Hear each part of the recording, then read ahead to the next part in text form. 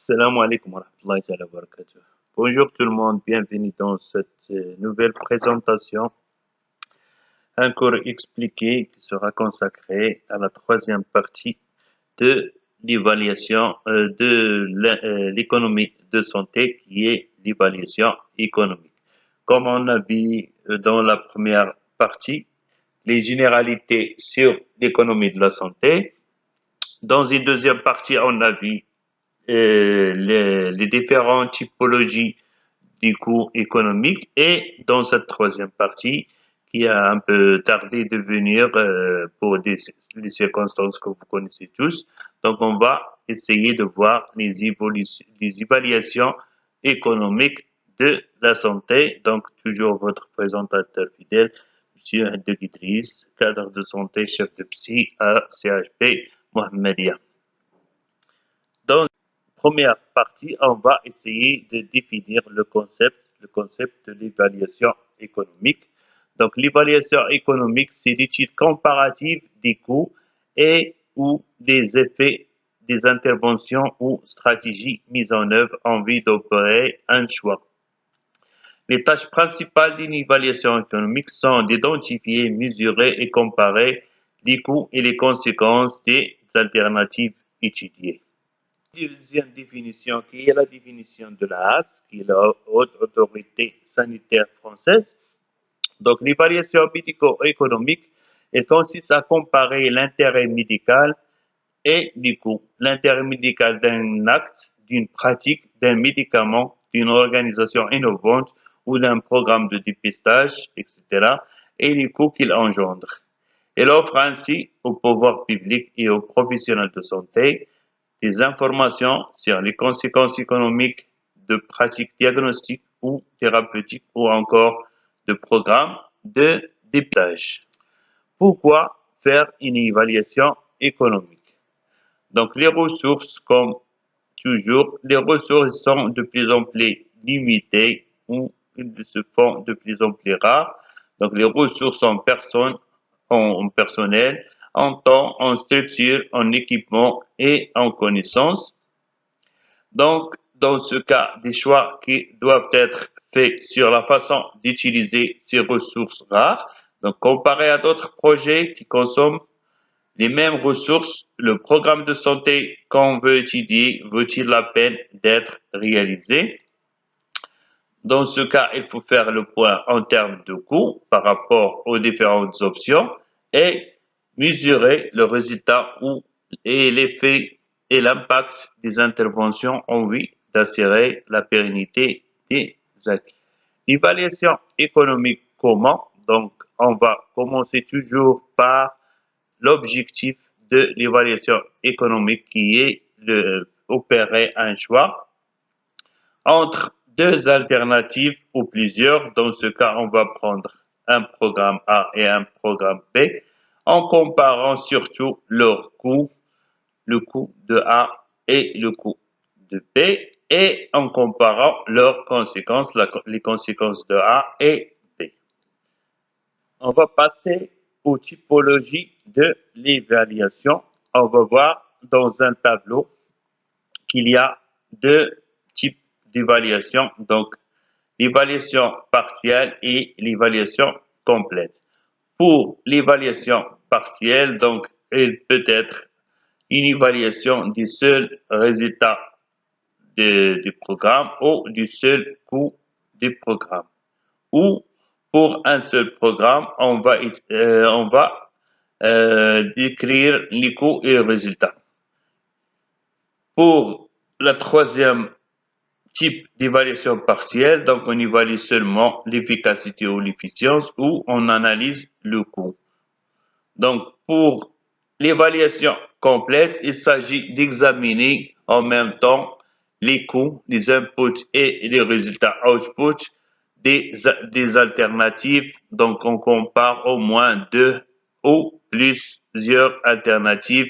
Donc le type d'évaluation complète qu'on va voir par la suite, c'est l'analyse coût-minimisation, analyse coût-efficacité, analyse coût-utilité et analyse coût-bénéfice. Donc, comme on a vu dans le tableau, on va essayer de résumer les types d'évaluation économique. Donc, l'évaluation économique partielle qui peut étudier les coûts ou les conséquences des programmes de santé ou encore les coûts et conséquences d'un seul programme particulier. L'évaluation économique complète, quant à elle, elle observe les coûts et les conséquences de plusieurs programmes et les compare, comme on a vu dans le tableau. Donc, les quatre types d'évaluation économique complète. Donc, l'analyse coût-minimisation, analyse coût-efficacité, analyse coût-utilité et analyse coût-bénéfice. Donc, avant de définir typologie d'analyse économique, on va essayer de voir les conditions d'utilisation et les caractéristiques de chaque type d'analyse. Donc, c'est une partie importante à comprendre du cours. Donc, pour la minimisation du coût ou analyse minimisation du coût, c'est l'art d'identifier la stratégie la moins chère. Donc, comparaison au moins de deux stratégies ayant les mêmes effets. Donc, dans ce cas, on a les mêmes effets cliniques et conséquences sociales ou des résultats qui sont identiques. Donc, il s'agit de, comme on a dit, de choisir la stratégie la moins coût, la moins chère. Pour les autres, donc l'utilisation coût-effet ou médicaux. Donc, lorsque les effets, donc on doit bien comprendre cette partie, lorsque les effets des traitements comparés sont de même nature, donc on peut de même nature, donc on peut les comparer, mais d'intensité différente, on mesure à l'aide d'une unité commune, donc on utilise ce qu'on appelle l'étude coût-efficacité. Lorsque les effets attendus sont hétérogènes, donc ils ne sont pas homogènes, il convient de les mettre sur un même plan d'analyse. Donc, deux alternatives qui s'offrent à nous. Donc, soit en les monétarisant, donc on utilise dans ce cas l'analyse coût-bénéfice, ou bien soit en les appréciant à travers un filtre de jugement individuel. Dans ce cas, on utilise ce qu'on appelle l'analyse coût-utilité. Pour l'analyse de minimisation du coût, donc le postulat, c'est des stratégies comparées ont une efficacité médicale identique et des effets secondaires qui sont comparables. Donc, exemple, on peut choisir la petite chirurgie à l'hôpital versus une petite chirurgie en ambulatoire. Donc, ça revient à faire un calcul du coût par stratégie à efficacité identique. Donc, on choisit forcément la stratégie thérapeutique la moins chère. Pour ce type d'analyse de minimisation du coût, donc un exemple que je donne toujours dans mes cours, c'est le médicament principe et le médicament générique, donc qui ont la même efficacité. Donc, on choisit forcément le générique parce qu'il est moins cher. L'analyse coût-efficacité. Donc, le postulat, le critère d'efficacité est commun aux deux stratégies évaluées. Deux ou plusieurs stratégies évaluées ont un critère d'efficacité qui est commun. Donc, il peut s'agir d'un paramètre biologique, clinique, d'un critère composite ou d'une mesure de mortalité. Exemple de critères d'efficacité, il y en a plusieurs. Donc, les années de vie gagnées, un événement cardiovasculaire évité. On peut aussi choisir plusieurs exemples comme le nombre d'enfants vaccinés par programme ou plusieurs autres exemples similaires. Donc, l'analyse coût-efficacité, le résultat de l'analyse coût-efficacité, c'est le ratio différentiel coût-résultat ou en anglais l'incremental cost effectiveness ratio. Donc, il est calculé par une formule.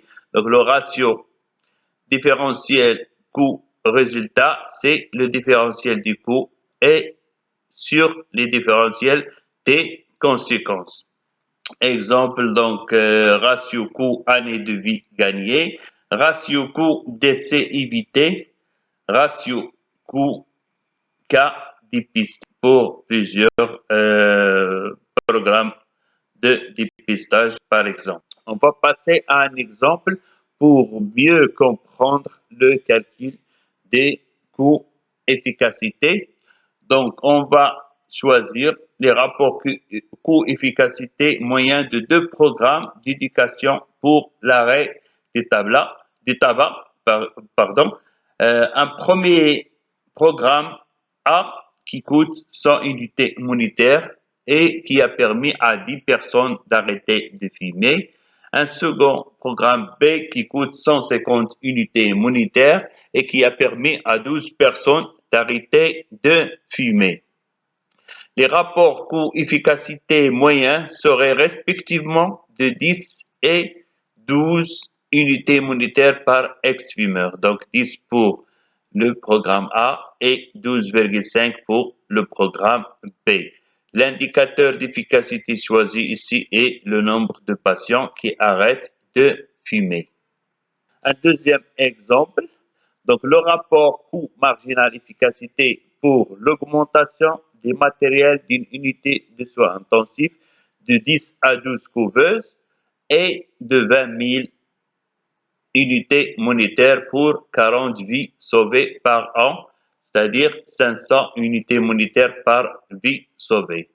Par contre, le rapport coût-efficacité pour un programme de vaccination pédiatrique est de 40 unités monétaires pour 4000 vies sauvées par an, soit 10 unités monétaires par vie sauvée. Donc, le responsable politique décide de garder l'unité de soins intensifs à sa taille actuelle et de dépenser plutôt le coût de 2 incubateurs supplémentaires pour financer la moitié d'un programme de vaccination. Donc la vaccination en matière de vie sauvée, elle coûte moins cher que, donc elle est plus coût-efficace que l'augmentation du matériel d'une unité de soins intensifs. Donc la troisième méthode d'évaluation économique, c'est l'analyse coût-utilité. Donc là, on va essayer d'utiliser l'utilité. Donc le postulat, le critère d'efficacité d'utilité, il prend en compte donc la durée et la qualité de vie. C'est un critère qui est composite. Donc unité de mesure qui est la plus utilisée, c'est le QALY, Quality Adjusted Life Years, ou les années de vie ajustées par la qualité. Le critère de résultat, donc ratio coût-utilité exprimé en coût par année de vie gagnée en bonne santé. Essayez de comprendre le concept de QALY. Donc, on doit homogénéiser les gains sanitaires, la quantité et la qualité, dans une mesure de référence unique, donc une année de vie en bonne santé. Deux dimensions résumées dans une nouvelle et unique grâce à une transformation mathématique. Exemple, donc le plus utilisé, comme on a dit, c'est le QALY. Dans ce type de système d'évaluation, 1, il correspond à une peu parfaite santé et 0 à la mort. On va comprendre, donc, en définissant le QALY. Donc, c'est le qualité, comme on a dit, c'est le Quality Adjusted Life Years, ou en français, c'est la VAC, l'année de vie ajustée par la qualité. Toutefois, on n'utilise pas souvent dans la littérature ce terme AVAC. Donc, c'est une unité de mesure combinant mortalité et qualité de vie. Donc, on parle toujours du QALY. Donc, la quantité de vie, c'est le gain en espérance de vie, donc c'est le nombre d'années gagnées.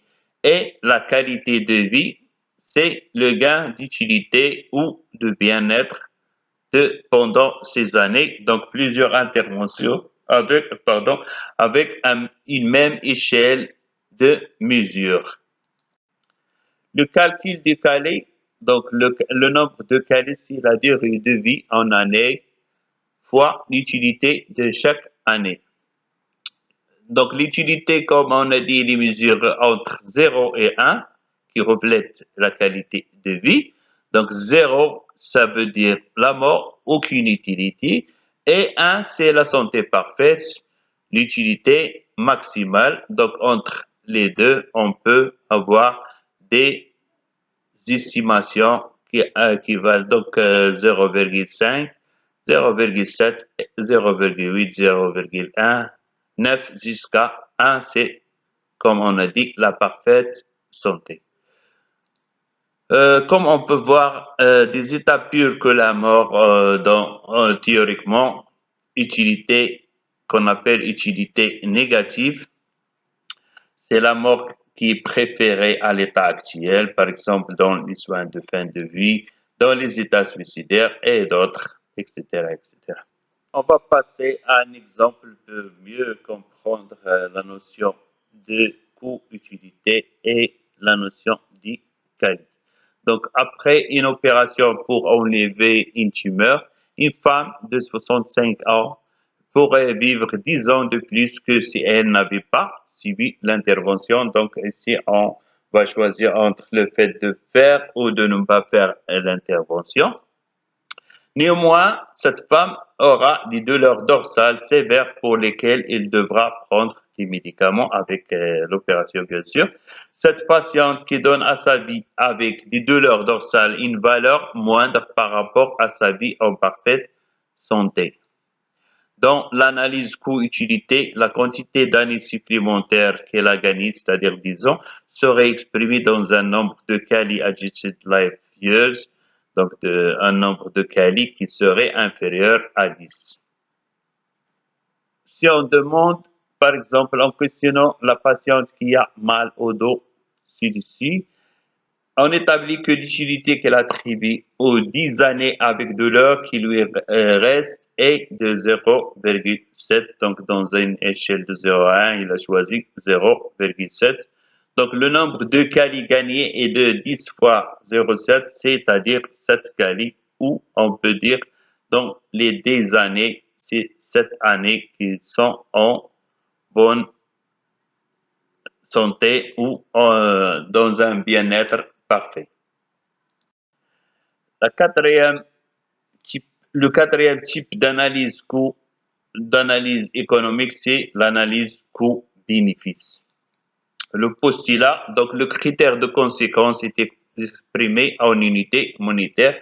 Donc pour ramener les différentes alternatives à une comparaison, donc on doit les monétiser. Donc les conséquences aussi, ils sont monétisées. Donc on a les coûts qui sont en unité monétaire et les conséquences qui sont eux aussi en unité monétaire. Donc l'avantage pour cette méthode, c'est qu'elle permet la comparaison directe des coûts et des résultats, c'est qu'elle permet de comparer des programmes ou des résultats médicaux qui sont différents sur vie, par exemple, versus un événement cardiovasculaire évité. Les inconvénients ou l'inconvénient majeur, c'est la pose de la question de la monétisation des résultats de santé, donc un dilemme éthique. Donc, on se rappelle toujours l'adage que la santé n'a pas de prix, mais elle a un coût. Sinon, qu'est-ce qui vient faire les économistes dans la santé? L'analyse coût-bénéfice peut aller plus loin et envisager d'un point de vue de société quelle intervention valent la peine d'être subsidiée. En effet, l'analyse coût-bénéfice détermine si l'intervention par elle-même un réel bénéfice pour la société en mesurant les coûts et les résultats dans les mêmes termes monétaires et en jugeant les bénéfices de l'intervention en comparaison à son. La relation coût-bénéfice peut être déterminée de différentes sortes. Donc, on peut montrer cette relation sous différents aspects. Donc, on peut calculer le rapport coût-bénéfice. Donc, c'est la valeur actuelle des coûts sur la valeur actuelle des bénéfices. Si le rapport est inférieur à 1, donc les bénéfices sont supérieurs aux coûts et l'intervention en vaut la peine. Si la valeur, donc on peut aussi choisir la valeur nette actuelle, c'est-à-dire la valeur actuelle des bénéfices moins la valeur actuelle des coûts, puisque tous ils sont en unité monétaire. Donc, si le résultat est supérieur à 0, alors les bénéfices sont supérieurs au coût et l'intervention, on veut la paie. Donc, pour concrétiser euh, cette analyse coût-bénéfice, donc on va choisir un exemple d'une étude qui a été faite en France. Donc, une comparaison des traitements de l'insuffisance rénale chronique, soit par dialyse 3 séances par semaine ou par greffe. Donc, le traitement de l'insuffisance rénale chronique terminale, c'est en 2001 pour cette étude. Donc, 45 000 patients en France, soit 7 000 nouveaux cas par an. Les 2 tiers sont traités par dialyse et le 1 tiers restant par greffe. Le coût total de la prise en charge de la dialyse, de l'insuffisance rénale chronique terminale, c'est 1,5 milliard d'euros, soit 1% du budget de l'assurance maladie. Une année de dialyse épargnée, elle correspond à une économie d'environ 60 000 euros par malade. La dialyse qui génère un coût médical 4 à 5 fois supérieur à celui de la greffe au-delà de la première année.